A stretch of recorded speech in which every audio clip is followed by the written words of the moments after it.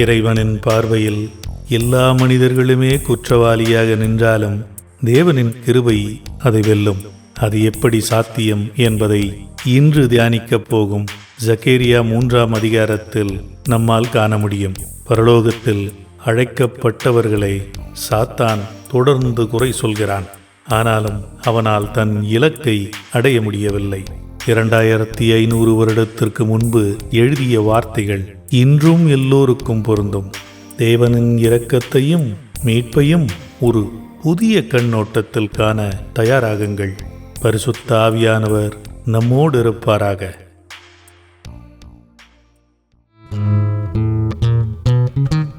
Welcome back to the book of Zechariah. ஜக்கரியாவின் புத்தகம் 3ஆம் அதிகாரம் 5வது எபிசோட்.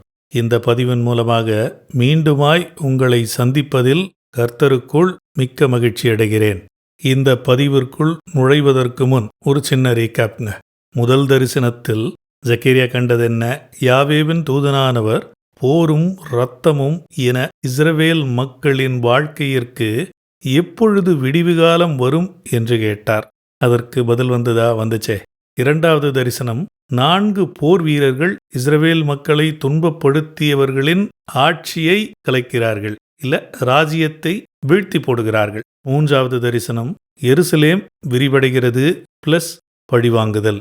இன்று பார்க்க போவது 4வது தரிசனம், பிரதான ஆசாரியரும் பரிகாரமும்.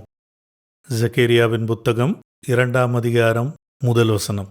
பின்பு அவர் யாவேவுடைய தூதனுக்கு முன்பாக நிற்கிற பிரதான ஆசாரியன் ஆகிய யோசுவாவை எனக்கு காண்பித்தார். சாத்தான் அவனை குற்றம் சாட்டுவதற்காக அவனுடைய வலது பக்கத்தில் நின்றான். ஆங்கிலத்தில் இது தென் இல்லனா அண்ட் என்று சொல்லி போட்டிருக்கிறது. தமிழ் ஐ திங்க் இதை மிஸ் பண்ணியிருக்கிறாங்கன்னு நினைக்கிறேன். இது ரொம்ப முக்கியமான ஒன்று. ஏன் சொல்றேன்னா, இதற்கு முந்தைய தரிசனத்தோடு இது கனெக்ட் ஆயிருக்கு, தொடர்கிறது என்பதை குறிப்பதற்காகவே ஸ்பெசிஃபிக்கா ஈப்ரூல இந்த அண்ட் என்பதை பயன்படுத்தி இருக்கிறாங்க. அன்பார்ச்சுனேட்லி அது தமிழில் காணும் போல. ஒரு சில டீட்டெயில் கொடுத்துருக்கிறேன், ஃப்ரீயாக இருக்கும்போது இதை பாருங்க. இந்த தரிசனத்தில் எத்தனை பேர் இருக்காங்க? ஏஞ்சல் ஆஃப் யாவே, தூதனானவர். 2வது பிரதான ஆசாரியரான யோசுவா. 3வது சாத்தான். சாத்தானும் நம் பாவங்களுக்காக பரிந்து பேசும் பிரதான ஆசாரியரும் ஒரே கோட்டில் இருக்கிறார்கள். இந்த இருவர்களின் வாதங்களையும் கேட்டு தீர்ப்பளிக்கும் அந்தஸ்தில் யாவேவின் தூதனானவர் போதுமானவர். நிறைய பேருக்கு ஒரு கன்ஃபியூஷன் இருக்கு. என்னவோ சாத்தாங்கையில் டோட்டல் கண்ட்ரோல் இருக்கிற மாதிரி, அவன்தான் ஆட்சி செய்கிற மாதிரி. That's a very wrong impression. இங்க பாருங்க, யோசுவாவுக்கு நிகராகத்தான் சாத்தான் நின்று கொண்டிருக்கிறான். சேட்டன் என்று சொன்னால் அட்வர்சரி, எதிராளி. அவன் வேலையே என்ன? நம்மளை பற்றி குறை சொல்கிறது தான். யாருக்கிட்டங்க ரிப்போர்ட் பண்ணுறாங்க? கர்த்தருடைய யாவேவுடைய தூதனானவர். இப்போ தெரியுதா அவன் எங்கே இருக்கிறான், தூதனானவர் எங்கே இருக்காரு? கம்பேரிசனே கிடையாது. 2ஆம் வசனம், அப்பொழுது யாவே சாத்தானை நோக்கி, யாவே உன்னை கடிந்து கொள்கிறார். சாத்தானே, எருசலேமை தெரிந்து கொண்ட யாவே உன்னை கடிந்து கொள்கிறார். இவன் அக்கினியில் இருந்து தப்புவிக்கப்பட்ட கொல்லி அல்லவா என்றார். யார் பேசுறது? யாவே. இதுக்கு முன்னாடி யார் பேசுறது? யாவேவின் தூதனானவர். இவர் எப்பங்க வந்தாரு? சரி, கருத்து என்ன? வாயை மூடு சாத்தானே, யாவே உன்னை கடிந்து கொள்கிறார், இவனுக்கு தண்டனை கொடுக்கப்பட்டதல்லவா? அப்படின்னா, பிரதான ஆசாரியர் என்பவர் இஸ்ரவேல் மக்களினுடைய பிரதிநிதி, ரெப்ரசன்டேட்டிவ். இஸ்ரேலுக்கு தான் ஏற்கனவே தண்டனை கொடுத்தாச்சே, நீ எதுக்கு பழைய கேஸை திருப்பி கொண்டு வரன்றாரு. கேள்வி என்னன்னா, இவர் எப்போ வந்தாரு? இல்ல இவ்வளோ நேரமா அங்கேயே தான் இருந்தாரா? இன்னொரு மிக முக்கியமான விஷயத்தை பார்க்கணும். இந்த தரிசனம் அந்நாட்களுக்கு இல்லை என்பது என்னுடைய கருத்து. ஏன்னா தரிசனம் வந்தது எப்போ? 520 BC, தரியூவின் 2ஆம் வருடம். தேவாலயம் கட்டி முடிக்கப்பட்டது எப்போ? 516 BC, 4 வருஷம் கழிச்சு தான். இங்க என்ன சொல்லியிருக்கு? பிரதான ஆசாரியர் ரெப்ரசன்டேட்டிவ் போல யாவேவுக்கு முன்பாக நின்று பேசிக்கொண்டு இருக்கிறார். வருஷத்துல ஒரே ஒரு நாள் தான் மகா பரிசுத்த ஸ்தலத்திற்கு முன்பு பிரதான ஆசாரியர் அனுமதிக்கப்படுவார். அப்போ இதெல்லாம் சிம்பாலிக்கா நடக்கக்கூடிய ஒரு சில காரியங்கள். அடுத்தடுத்து வரக்கூடிய வசனங்களில் இன்னும் தெளிவாக புரியும் பாருங்க.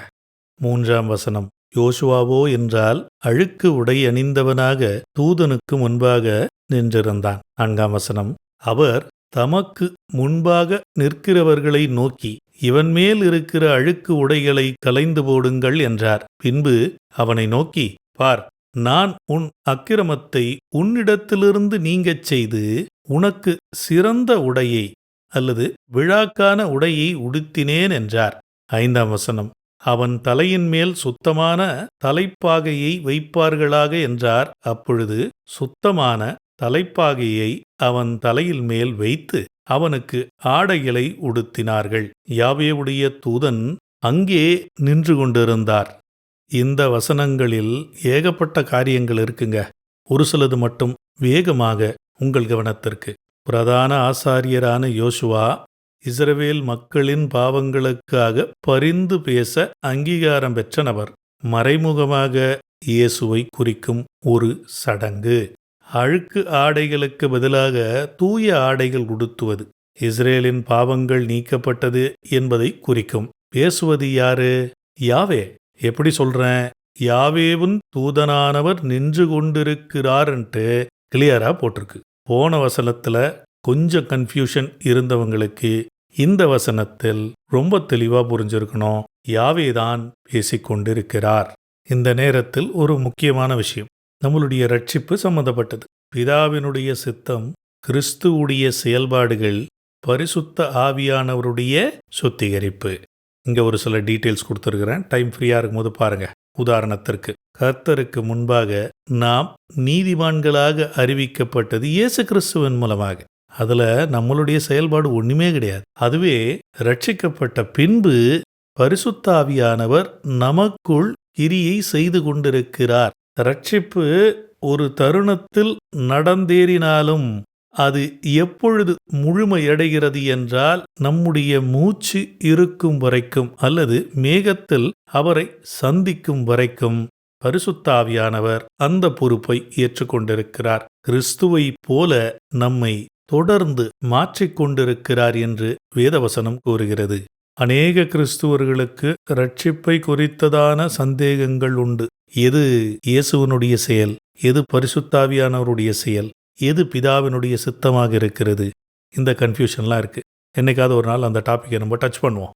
நம்ம சாதாரணமாக படிக்கும்போது ஒரு இடத்த விட்டுருவோம். தமிழ் பைபிளில் சிறந்த ஆடைன்னு போட்டிருக்கு. இங்கிலீஷில் பார்த்தீங்கன்னா ஃபெஸ்டல் ரோப்ஸ்ன்னு போட்டிருக்கு. இது ஸ்பெசிஃபிக்காக விழாக்கான உடை. அதாவது இஸ்ரவேல் மக்கள் சுத்திகரிக்கப்படுவாங்களாம், அதுக்கப்புறம் விழாக்கான உடை அணிந்து கொண்டிருப்பார்களாம். இது எங்கேயோ கனெக்ட் ஆகுதே. ஒருவேளை ரெவலேஷன் ஸ்டடி நீங்கள் இது வரைக்கும் பார்க்கலனா அதை பாருங்க. You will get some idea. வெளிப்படுத்துதல் 19:8 சுத்தமும் பிரகாசமுமான மெல்லிய ஆடை அணிந்து கொள்ளும்படி அவளுக்கு தரப்பட்டது. அவள் யாரு? சபை. எங்க இருக்கு? பரலோகத்தில். இதை குறித்து கொஞ்சம் டீட்டெயிலாகவே இன்ஃபர்மேஷன் கொடுத்துருப்பேன். இந்த 10 கன்னிகை என்பது யார்? இப்போ அந்த டாப்பிக்கை கொண்டு வந்து இதோட இணைச்சு பார்த்தீங்கன்னா இதை ஒரு ஃபங்க்ஷன் அட்டன் பண்ண போகிறாங்க.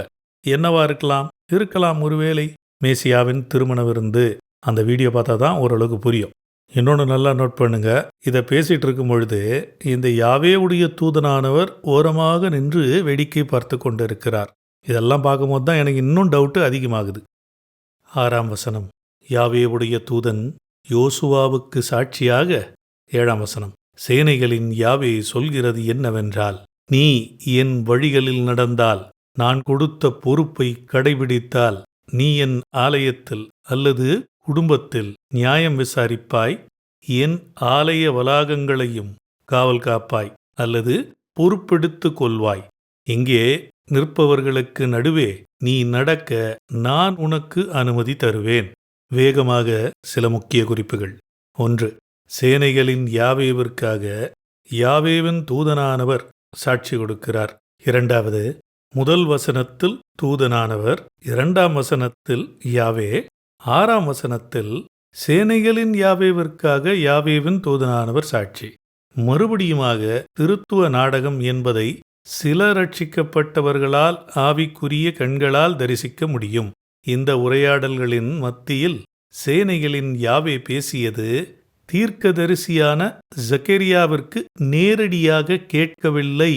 ஆனால் யாவேவின் தூதனானவர் மூலமாக இந்த வார்த்தைகள் பதிவு செய்யப்பட்டிருக்கிறது.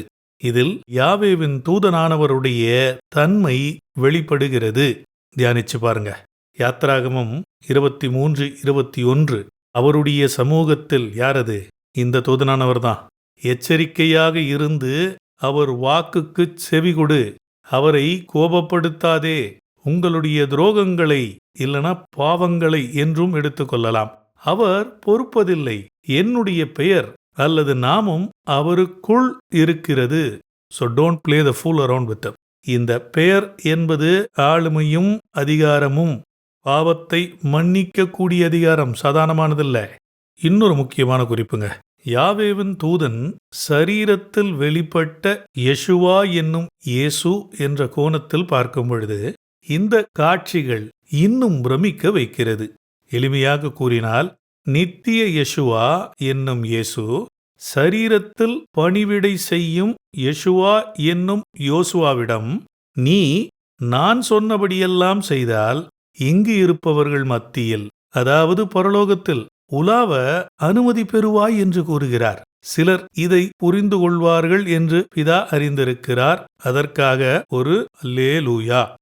8ஆம் வசனம். பிரதான ஆசாரியனாகிய யோசுவாவே, நீ கேள், உனக்கு முன்பாக உட்கார்ந்திருக்கிற உன் தோழர்களும் கேட்கட்டும். இவர்கள் அடையாளமாயிருக்கிற மனிதர்கள். இதோ கிளை எண்ணப்பட்டவராகிய என் தாசனை வரச் செய்வேன். ஏகப்பட்ட காரியங்களை பேசலாம், ஆனால் நேரமில்லை. அதனால ஒரு சில விஷயங்களை மட்டும் ஐ வாண்டட் டு ஷேர். பிரதான ஆசாரியரான யோசுவாவே, நீ இதை கேள்.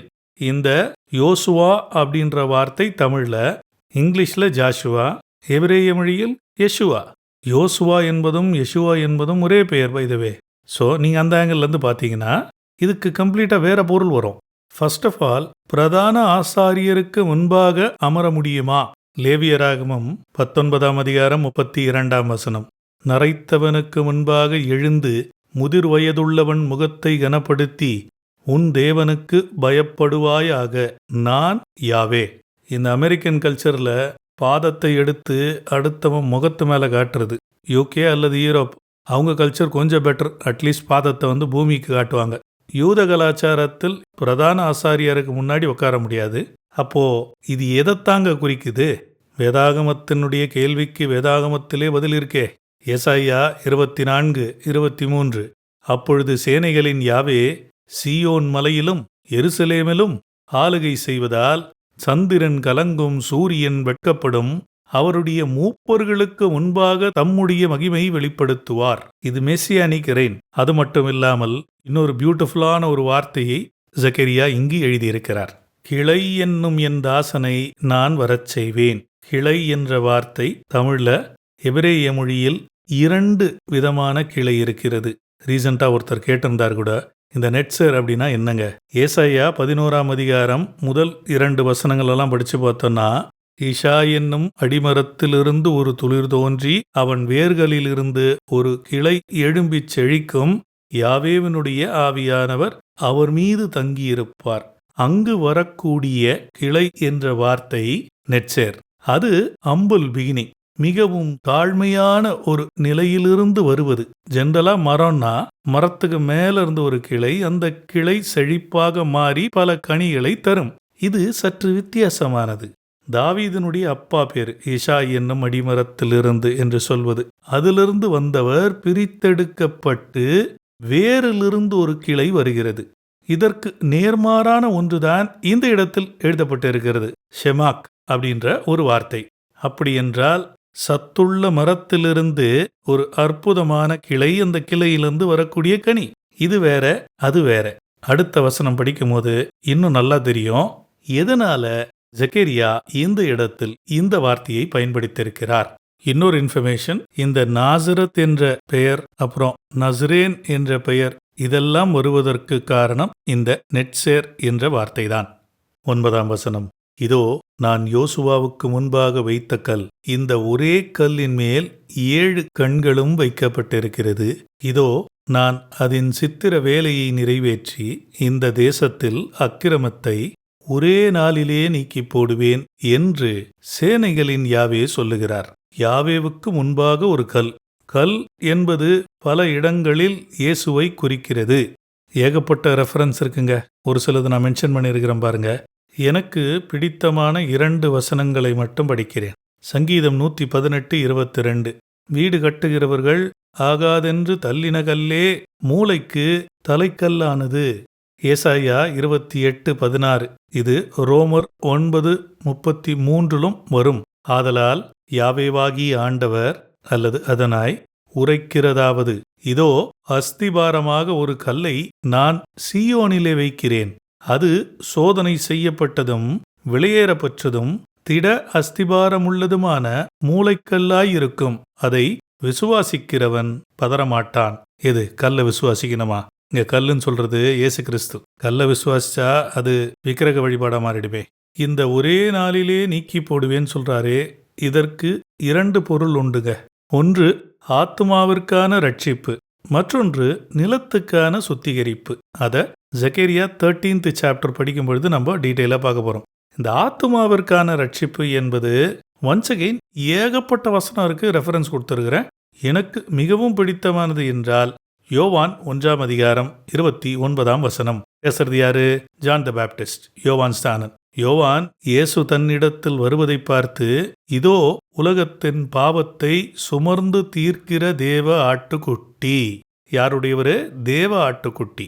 என்றைக்கு அவர் சிலுவையில் இட் இஸ் ஃபினிஷ்ட், எல்லாம் முடிந்தது என்று சொன்னாரோ, அப்பொழுதே நாம் செய்யப்போகிற எல்லா பாவத்திற்கும் தண்டனை அவர் அனுபவித்து விட்டார். ஆனால் நிலத்தினுடைய சுத்திகரிப்பு அது இல்லை. அது இஸ்ரேலுக்கு செப்பரேட்டாக இருக்குது. அடுத்த ஒரு விஷயம் வரை எழுதியிருக்காரே, இந்த ஒரே கல்லின் மேல் 7 கண்களும் வைக்கப்பட்டிருக்கிறது. வெளிப்படுத்துதல் புத்தகத்தினுடைய வீடியோஸை ஒருவேளை நீங்கள் பார்க்கலன்னா பாருங்க. 4th chapter 5th சாப்டர்லாம். ஜக்கரியா 4:10 இதை குறித்து எழுதியிருப்பார். Something related. பூமி எங்கும் சுற்றி பார்க்கிறவைகளாகிய யாவேவுடைய 7 கண்களும் ஜெருபவேலின் கையில் இருக்கிற தூக்கு நூலை சந்தோஷமாக பார்க்கிறது என்றார். Directly connected to revelation.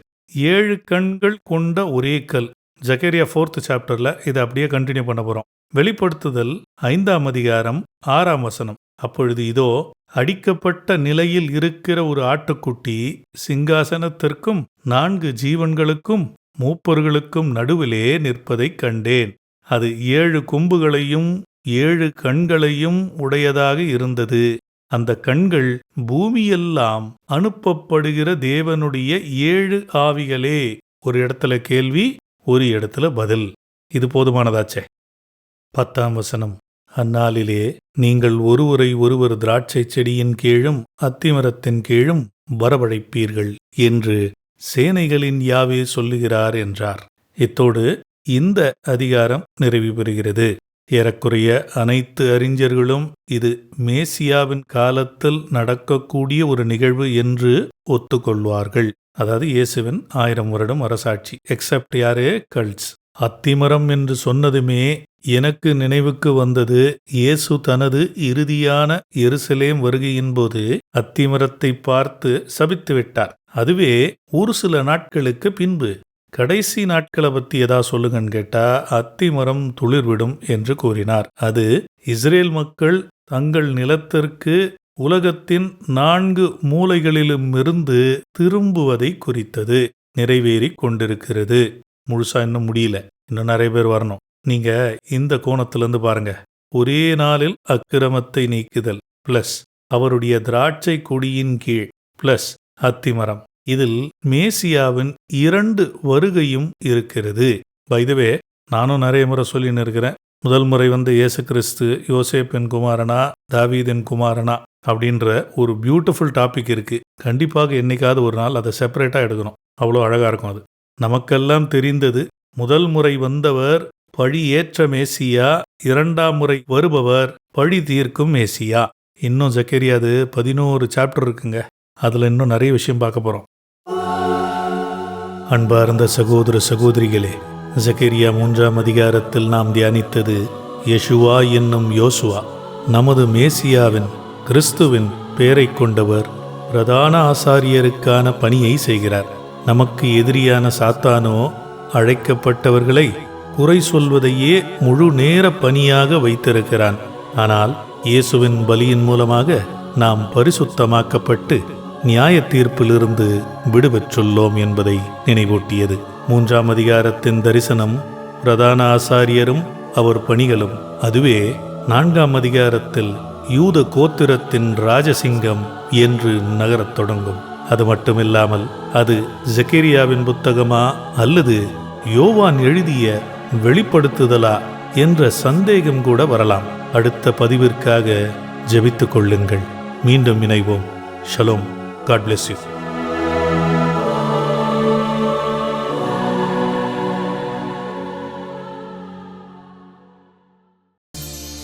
கண்ணீர் கரைந்தோடும் நேரம் கழிந்தது, ஜீவநீர் புரண்டோடும் காலம் புகுந்தது. கண்ணீர் கரைந்தோடும் நேரம் கழிந்தது, ஜீவநீர் புரண்டோடும் காலம் புகுந்தது. தனனான தனனான தனனான